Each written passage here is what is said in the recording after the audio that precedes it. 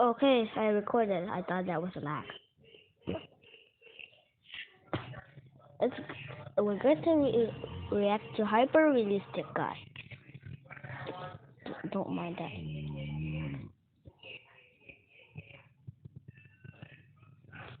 Great, I'm lagging. Oh. That's hyper. One morning I was having a hard time coming up with what cake I should make next. Okay, that's and then Gary, it hit me. I decided to make a realistic version of Gary the Snail because a lot of you have asked me to. Sometimes I come up with cake ideas, and sometimes you do. And I love to hear your recommendations. Okay. So what do you want to see? What object, food, or character should I make in cake next? I don't know. One morning I was having a... Let's react. We're only going to react. Kill this, okay? Let's make pear green for a hyper-realistic pear cake. Starting out with green, then I add some yellow. We're getting closer, but we're not there yet. Next comes the kicker. I'm adding a little bit of red. There we go. Now it matches the lightest green on the pear. Are you wondering why? Also, I forgot to make a shout out to this girl, so shout out to her right now. I used red. When you combine complementary colors, like red and green, the color loses its intensity. Bro, and that results in a more natural looking green. Same rules apply for yellow and purple and orange and blue. Let's make pear green. I went into this one with a problem.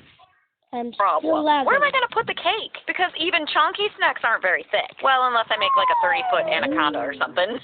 Oh, that would be fun. Maybe one day, but not today. Today I want to make a cake that fits on my table. So rather than make the snake stretched out, where most of the cake would be no taller than an inch, I made the snake all coiled up. So the cake is like a big mound of cake, so we can get some good hearty. Wait, no! I went into this one with a problem. Where am I going to put the cake? Because even chunky. Step 1. Break the rock candy up into smaller chunks. This is not working. What about a mallet? Closer, but it's mostly just crushing the corners of each piece. And I definitely don't want that. I've got an idea. Put it in a bag and slam it on the table. Okay. This isn't working. Last resort. What if I try to break up rock candy sticks? I'm just determined. I'm really going for it. I'm lagging. Give it a crack, and it's breaking apart easily. After all that, I've got these nice small pieces. I'm painting them with a little food color and placing them into my geode-shaped cake. That was hard, literally and figuratively, but it was worth it, because listen to this cake cutting. Okay. So crunchy and shiny. Yes. Step 1, break the rock candy up into what's something you want to eat but can't. I make hyper-realistic cakes, and I've made cakes of two things in particular where a lot of people tell me I want to eat the real thing. One of those things is chalk.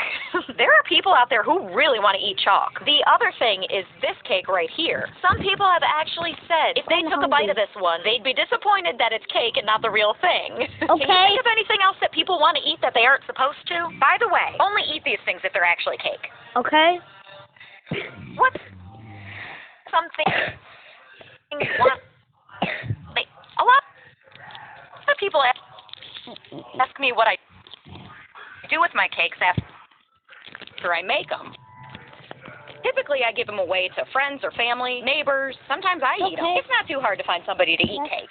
Sadly, this boot cake sat on my counter a little lagging all the time. What? long. So it was a little too old to give away. So I decided to do a little experiment. I left this cake out in the Texas summer sun for 15 minutes, and this is what happened.